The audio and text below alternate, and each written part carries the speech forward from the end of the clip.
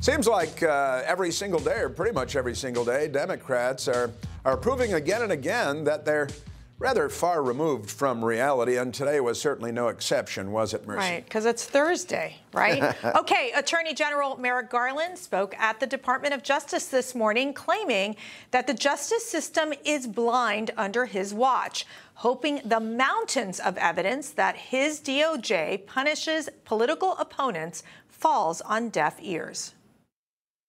Federal prosecutors and agents may never make a decision regarding an investigation or prosecution for the purpose of affecting any election or the purpose of giving an advantage or disadvantage to any candidate or political party. There is not one rule for friends and another for foes, one rule for the powerful and another for the powerless, one rule for the rich and another for the poor, one rule for Democrats and another for Republicans. Garland continued his speech by making a promise. Our norms are a promise that we will not allow this department to be used as a political weapon.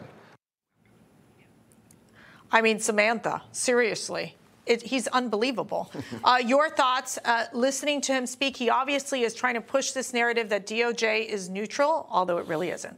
Well, it is ironic that the man who weaponized DOJ is now calling for people not to criticize him for being overly political. The Supreme Court has actually had to intervene on 2 or 3 occasions because this DOJ has been so overly political. The Supreme Court has had to intervene and say, actually, DOJ, you're the one violating the norms of the rule of law. You're the one who's out of bounds on the Constitution.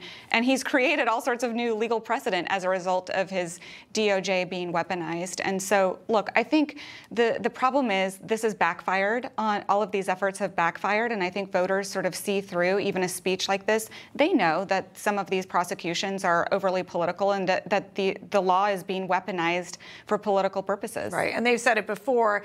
If it wasn't because his name was Donald Trump, they would not have gone forward with these cases. But meanwhile, as the left continues to falsely claim President Trump called fallen soldiers losers and suckers, an accidental email by White House National Security spokesperson John Kirby shows how the Biden administration truly feels about our nation's heroes.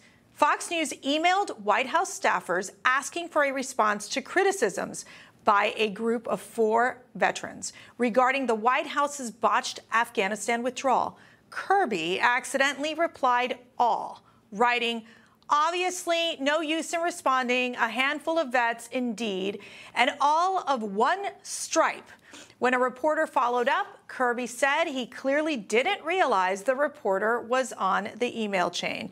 Scott, I mean, this is literally one of the most, anyone who's ever worked in the government, it's like you fear ever responding to all, because then you're like, oops, you gave the real answer here. Yeah. I mean, John Kirby, okay, he was the Pentagon spokesperson during the withdrawal of Afghanistan, the botch withdrawal. And then on top of that, he still has his job. And then now he's basically saying, oh, because these vets that are being critical, they're Republican? I mean, don't you think that's a little too partisan? First of all, just getting back to Merrick Garland for 1 second, whenever I hear him speak, doesn't it always sound like he's a 10-year-old boy about ready to cry?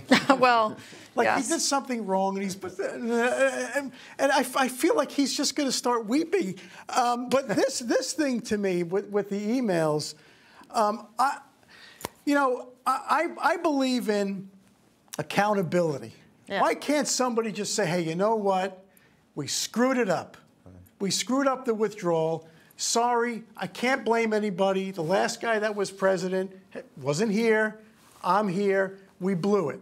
And I think the American people would say, yeah, you kind of did. Yeah. Okay. Yeah. Thanks for apologizing. Move on. Yeah, and I don't want, God, the families, of course, if those 13 fallen soldiers, I mean, God help those families. But just, we can put that kind of in the rearview mirror and maybe never let that happen again.